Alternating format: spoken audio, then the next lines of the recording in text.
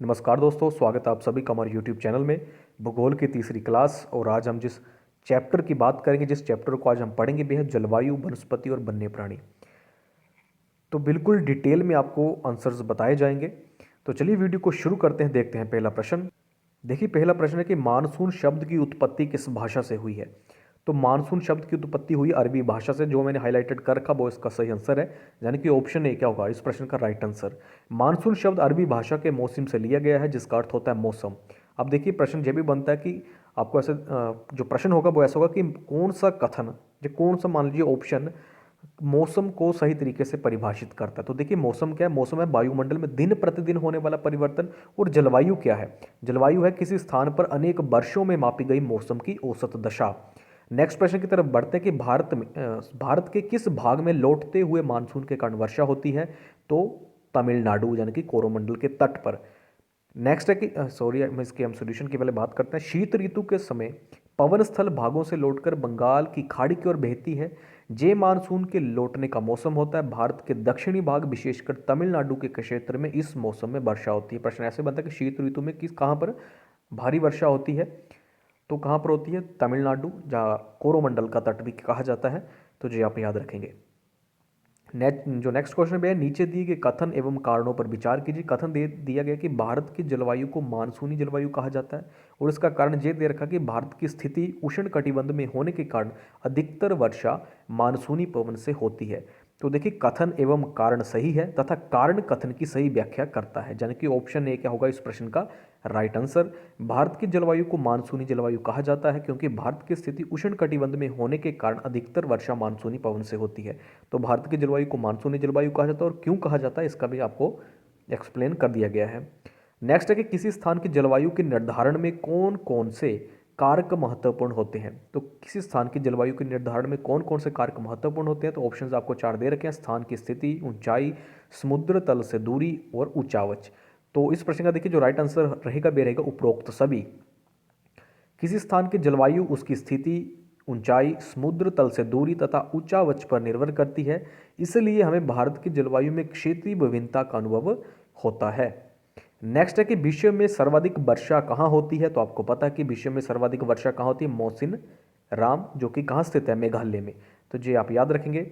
Next प्रश्न है, भारत में उष्ण कटिबंध वर्षा वन कहाँ पाए जाते हैं। भारत में उष्ण कटिबंध वर्षा वन कहाँ पाए जाते हैं। तो ऑप्शंस आपको दे रखे हैं। तो देखिए इस प्रश्न का जो राइट आंसर होगा वे होगा 1, 2 और 3, यानी कि अंडमान निकोबार द्वीप समूह में भी पाए जाते हैं। इसके अलावा उत्तर पूर्वी राज्यों में भी पाए जाते हैं उष्ण कटिबंधीय वर्षा वन, और पश्चिमी घाट, हिमालय पर्वतीय क्षेत्र नहीं आएगा, यानी कि 1, 2 और 3। देखिए हम बिल्कुल डिटेल में पढ़ेंगे। ये जो मैं आज आपके लिए प्रश्न लेकर आया हूँ, ये चैप्टर जो क्लास 6 में है, तो क्लास 6 के अकॉर्डिंग ही आज हम पढ़ेंगे। फिर इसी चैप्टर से जो क्लास जो 7th में भी है, जो 8th में भी है, तो आज हम बेसिक पढ़ेंगे इसी चैप्टर को लेकर। तो जाने कि आप ऐसा मत समझिएगा कि इस चैप्टर को आधा अधूरा ही डिस्कस किया गया है। तो हर एक प्रश्न इस चैप्टर से हम डिस्कस करेंगे। फिलहाल आज हम बात करेंगे क्लास 6 में जो इस चैप्टर से प्रश्न बनते हैं उनकी। और कल जो नेक्स्ट वीडियो रहेगी वो भी इसी टॉपिक पर रहेगी, इसी चैप्टर पर रहेगी, और जो क्लास का जो स्टैंडर्ड होगा वो थोड़ा हायर होगा। नेक्स्ट है उष्ण कटिबंधीय। ये देखिए हम इसी के बारे में पढ़ते हैं पहले। उष्ण कटिबंधीय वर्षा वन देखिए कहाँ पाए जाते हैं। ये उन क्षेत्रों में पाए जाते हैं जहाँ वर्षा बहुत अधिक होती है, और ये इतने घने होते हैं कि सूर्य का प्रकाश जमीन तक नहीं पहुँच पाता। ये वन वर्ष के अलग अलग समय पर अपनी पत्तियाँ गिराते हैं, फलतः वे हमेशा हरे भरे दिखाई देते हैं, इसलिए इन्हें सदाबहार वन भी कहा जाता है। उष्ण कटिबंधीय वर्षा वन को सदाबहार वन भी कहा जाता है। भारत में ये वन अंडमान निकोबार द्वीप समूह, उत्तर पूर्वी राज्यों के कुछ भागों तथा पश्चिमी घाट की संकरी पट्टी में पाए जाते हैं। नेक्स्ट प्रश्न है कि हमारे देश के अधिकांश भाग में किस प्रकार के वन पाए जाते हैं। तो ये मोस्ट इंपॉर्टेंट प्रश्न है, सारे ही प्रश्न वैसे महत्वपूर्ण है। तो इस प्रश्न का जो राइट आंसर रहेगा वे रहेगा उष्ण कटिबंधीय पतझड़ वन। देखिए उष्ण कटिबंधीय वर्षा वन भी आपको ऑप्शन में दे रखा है, उष्ण कटिबंधीय पतझड़ वन भी दे रखा है। जो सही आंसर है वे है ऑप्शन बी, उष्ण कटिबंधीय पतझड़ वन। जी आप याद रखेंगे। तो भारत के अधिकांश भाग में किस प्रकार के वन पाए जाते हैं। तो उष्ण कटिबंधीय पतझड़ वन पाए जाते हैं। इन वनों को मानसूनी वन भी कहा जाता है। जे कम घने होते हैं और वर्षा के एक निश्चित समय में अपनी पत्तियां गिरा देते हैं। इन्हें देखिए मानसूनी वन भी कहा जाता है, जी आप याद रखेंगे। और इसके अलावा देखिए जो उष्ण कटिबंधीय वर्षा वन थे उन्हें क्या कहा जाता था, सदाबहार वन। और वो अधिक घने होते हैं, जे कम घने होते हैं। नेक्स्ट प्रश्न है कि नीचे दिए गए कथनों में से कौन से कथन सत्य हैं। ऑप्शन है कि कंटीली झाड़ियों वाली वनस्पति में पानी की क्षति को कम करने के लिए इनकी पत्तियों में बड़े बड़े कांटे होते हैं। और ऑप्शन दो है, सॉरी, दूसरा कथन है कि पर्वतीय क्षेत्रों में पर्वतों की ऊंचाइयों के साथ वनस्पतियों में भी विभिन्नता आती है। तो देखिए एक और दो, दोनों ही कथन क्या है, सत्य है। देखिए कंटीली झाड़ियों वाली वनस्पतियां शुष्क भागों में पाई जाती हैं। पानी की शुष्क भाग जाने जहाँ की वर्षा बहुत कम होती है। पानी की क्षति को कम करने के लिए इनकी पत्तियों में बड़े बड़े कांटे होते हैं। पर्वतों में ऊंचाई के अनुसार वनस्पतियों के विभिन्न प्रकार पाए जाते हैं, क्योंकि ऊंचाई बढ़ने के साथ तापमान में क्या आती है, कमी। अब देखिए आपने सूची एक को सूची दो के साथ सुमेलित करना है। रोजवुड मटोगनी, ये जो पेड़ हैं, ये जो वनस्पति है, ये किस प्रकार के वनों में पाई जाती है। तो ऑप्शंस आपके सामने सूची दो दे रखी है, आपने इसके साथ मिलान करना है। पीपल और नीम, खैर और बबूल, पाइन और देवदार। तो देखिए इसका जो सही आंसर होगा भी होगा 2 4 3 1, यानी कि जो ए है, जो सूची का ए है, वो उसे हम सूची दो के दूसरे से मिलाएंगे, 4 और 3 और 1। तो देखिए उष्ण कटिबंधीय सदाबहार वन, जो रोजवुड और मटोगनी नामक की जो जो वनस्पतियां, जो पेड़ हैं, ये कहाँ पर पाए जाते हैं, किस प्रकार के वनों में। तो उष्ण कटिबंधीय सदाबहार वन। पीपल और नीम के पाए जाते हैं उष्ण कटिबंधीय पतझड़ वन। उष्ण कटिबंधीय पतझड़ वन को क्या कहा जाता है, मैंने आपको बताया था, इसे मानसूनी वन भी कहा जाता है। और उष्ण कटिबंधीय वर्षा वन या उष्ण कटिबंधीय सदाबहार वन में रोजवुड और मटोगनी के पेड़ पौधे पाए जाते हैं। खैर और बबूल की जो जो वनस्पति, यानी कि जो कंटीले पेड़ हैं, ये पाए जाते हैं। कंटीली झाड़ियाँ जो एक वनों का प्रकार है। इसके अलावा देखिए पाइन और देवदार के पाए जाते हैं पर्वतीय वनस्पति में। पाइन और देवदार क्या है, पर्वतीय वनस्पति। अगर नेक्स्ट प्रश्न है कि वन्य जीव सप्ताह कब मनाया जाता है। तो ये देखिए अक्टूबर के पहले सप्ताह में मनाया जाता है। प्रत्येक वर्ष अक्टूबर के पहले सप्ताह को वन्य जीव सप्ताह के रूप में मनाया जाता है, ताकि वन्य जीवों के निवास को सुरक्षित रखने के लिए जागरूकता लाई जा सके।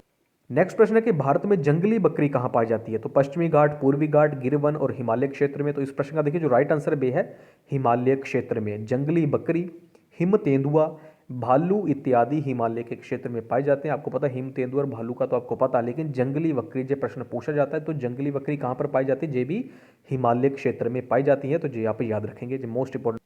देखिए नेक्स्ट प्रश्न है कि भारत में जंगली गधे का प्राकृतिक निवास स्थान कहाँ पर है। तो गिरवन, सुंदरबन, कच्छ के रण, पश्चिमी राजस्थान के मरुस्थलीय क्षेत्र। तो देखिए इस प्रश्न का जो राइट आंसर है, भारत में जंगली गधे का प्राकृतिक निवास स्थान है कच्छ का रण। कच्छ का रण भारत में जंगली गधा कच्छ के रण में पाए जाते हैं। तो ये भी आप याद रखेंगे। नेक्स्ट देखिए नेक्स्ट प्रश्न है कि किस प्रकार के वन प्रदेश को विश्व का फलोद्यान कहते हैं, फलोद्यान कहते हैं। तो ऑप्शंस आपके सामने। तो भूमध्य सागरीय वन को क्या कहा जाता है, विश्व का फलोद्यान। यानी कि जो भूमध्य सागरीय वन है, इन्हें कहा जाता है विश्व का फलोद्यान। भूमध्य सागरीय वन प्रदेश को फलों की कृषि के कारण विश्व का फलोद्यान भी कहा जाता है। इन क्षेत्रों में आमतौर पर संतरा, अंजीर, जैतून एवं अंगूर जैसे फल पैदा किए जाते हैं। लोगों ने अपनी इच्छा अनुसार कृषि करने के लिए जहाँ की प्राकृतिक वनस्पति को हटा दिया है, अतः जहाँ वन्य जीवन कम है। देखिए जो आपको एक्स्ट्रा जानकारी दी जा रही है वो भी बहुत महत्वपूर्ण है। देखिए सारे प्रश्न को हल करने के बाद बिल्कुल आपको ऐसा एहसास होगा, आपको ऐसा लगेगा कि जैसे आपने जो पूरा चैप्टर क्लास 6 का खुद से आपने पढ़ लिया है, क्योंकि आपको आंसर बिल्कुल एक्सप्लेन किए जा रहे हैं।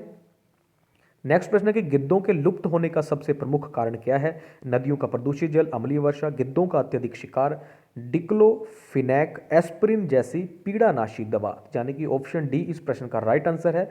गिद्धों के लुप्त होने का जो सबसे बड़ा कारण है वे है डिक्लोफिनैक, एस्पिरिन जैसी पीड़ानाशी दवा का इस्तेमाल।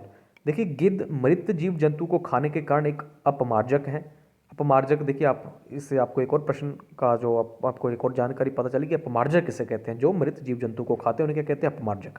और इन्हें पर्यावरण का एक महत्वपूर्ण शोधक समझा जाता है। किंतु भारतीय उपमहाद्वीप में जिन पशुओं का उपचार डिक्लोफिनैक, एस्पिरिन अथवा इबुप्रोफेन जैसे पीड़ानाशी दवाओं से किया जाता है, गिद्धों द्वारा उनके अपमार्जन से, यानी कि उनके जो जब गिद्धें जब उनको खाती हैं तो उनके अपमार्जन से उनकी किडनी खराब हो रही है तथा वे मर रहे हैं। यानी कि जो आप याद रखेंगे डिक्लोफिनैक, एस्पिरिन अथवा इबुप्रोफेन जैसी पीड़ानाशी दवाओं के कारण गिद्ध जो है वो लुप्त हो रहे हैं। तो देखिए जितने महत्वपूर्ण प्रश्न बन सकते थे क्लास 6 के अकॉर्डिंग, तो वो मैंने सारे डिस्कस किए। नेक्स्ट भी हम इस पर ही बात करेंगे, जलवायु, वनस्पति और वन्य प्राणी पर। तो आई होप आपको जो वीडियो अच्छी लगी होगी। तो वीडियो अगर आपको अच्छी लगी है तो वीडियो को लाइक जरूर कीजिएगा और इसे शेयर भी कीजिएगा, और चैनल पर पहली बार आए तो चैनल को सब्सक्राइब और बेल आइकन को भी प्रेस जरूर कर लीजिएगा, ताकि आने वाली वीडियोज़ की नोटिफिकेशन आपको मिलती रहे।